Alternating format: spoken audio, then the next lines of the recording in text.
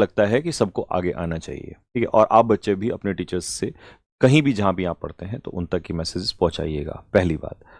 दूसरी चीज, अब इसमें आगे क्या होगा कि स्टूडेंट्स को कब बुलाया जाएगा प्रोटेस्ट के लिए, और टीचर्स पहले जाएंगे या टीचर्स और स्टूडेंट्स साथ में जाएंगे, ये अभी फाइनल करना बाकी है। इसके बारे में एक पॉइंट और भी था कि कई सारे बच्चों ने कहा था कि सर अंकित सर ने इस पे वीडियो नहीं डाली है या नवीन सर इस पे नहीं बोले हैं। तो अगर आपने देखा हो, नवीन सर ने इस पे अपने टेलीग्राम में भी, अपने इंस्टाग्राम में भी मैसेज डाल दिया है और बच्चों को बता दिया है, ठीक है। ऊपर से रही बात ये कि अंकित सर की, तो देखिए मैंने कल भी कहा था, आज भी मैं कह रहा हूं कि अगर मान लो मैं इस पे, जिस दिन ये प्रोटेस्ट स्टार्ट होना था सबसे पहले मैंने इस पे वीडियो बनाया था, उस दिन भी बोला था कि भाई अगर मैं यहाँ पे बोल रहा हूँ तो समझ जाइए पूरा आरडब्ल्यू परिवार बोल रहा है। तो इसमें ऐसा नहीं कि कई लोगों ने कमेंट किए कि अंकित सर क्यों नहीं बोल रहे हैं, तो ऐसा नहीं है कि सर ही पर्टिकुलर इस पे बोलेंगे, ठीक है। अगर हम बोल रहे हैं तो बात एक ही है। और रही बात दूसरी सर की, तो सर का भी वीडियो इस पे कल तक लगभग आ जाएगा इसके ऊपर, ठीक है। तो ये तो वो क्लियर हुआ। अब बात आती है इस पे कि सर ये तो चलिए ठीक है, एक तरफ तो बात हो गई लड़ाई की, अब बात आती है पढ़ाई की। क्योंकि एक बात जो सबसे ज्यादा, मुझे नहीं पता बाकी कोई ध्यान दे रहा नहीं दे रहा, बट जो मेरा इस समय पर, जहां पर मैं सोच पा रहा हूं कि इस टाइम पे लड़ाई अपनी जगह है लेकिन पढ़ाई बहुत ज्यादा इंपॉर्टेंट है। और जो सबसे ज्यादा प्रॉब्लम इस समय पर हो रही है वो स्टूडेंट का मेंटल पीस खत्म हो चुका है। मेरी बात से एग्री हो तो कमेंट बॉक्स में बताना लिख के। स्टूडेंट का मेंटल पीस इतना खराब हो चुका है कि जो पेपर देने जा रहा है वो इसको झेल चुका है, वो इसलिए परेशान है कि हे भगवान अब ये दोबारा ना हो।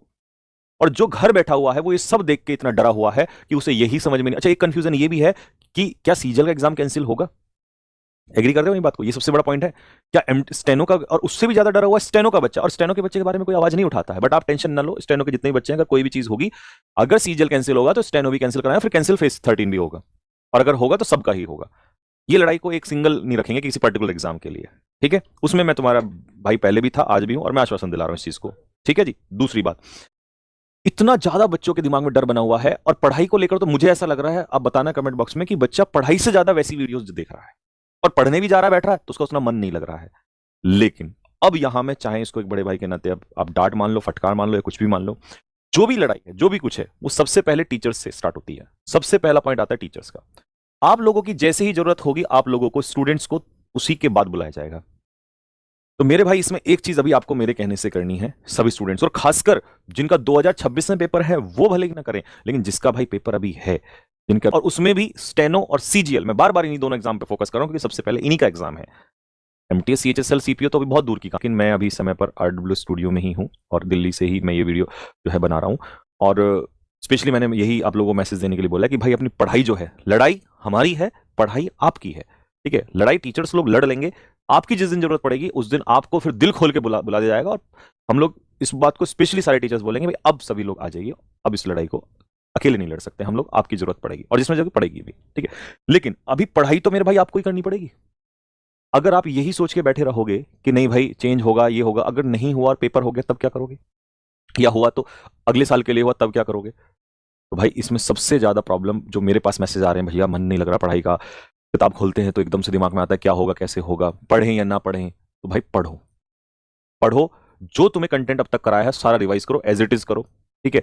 और जो भी पैटर्न चेंज हो रहा है या जो क्वेश्चंस हैं, अच्छा मैं एक वीडियो इसके ऊपर ना या तो रात तक आ जाएगी या कल सुबह ही डाल दूंगा इसके ऊपर, कि जितने भी अभी तक के क्वेश्चंस हमारे पास बच्चों ने दिए हैं उसका एक ओवरऑल फेज 13 का क्या हो जाएगा, जो आप लोग का ये फेज 13 का पेपर है, इस एक्टिव पैसिव दिया तो किस तरीके का दिया, वो कैब में दिया तो काफी बहुत अच्छी अच्छी वो कैब भी देखने को मिल रही है, क्योंकि उसी लेवल का पेपर सीजल का भी आगे आएगा, और स्टेनो में भी लेवल इंग्लिश का उसी हिसाब से जाएगा, क्योंकि स्टेनो में इंग्लिश ज्यादा नंबर की है।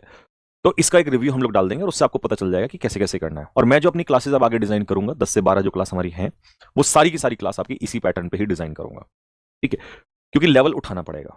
अच्छा, अब इसमें दो पहलू हैं कि हमने मान लो एडुकेटी के हिसाब से क्लास ली और पता लगा कैंसिल हो गया और टीचर्स आ गया, तो अच्छी बात है ना, अगर आप अच्छा लेवल पढ़ लेते हो और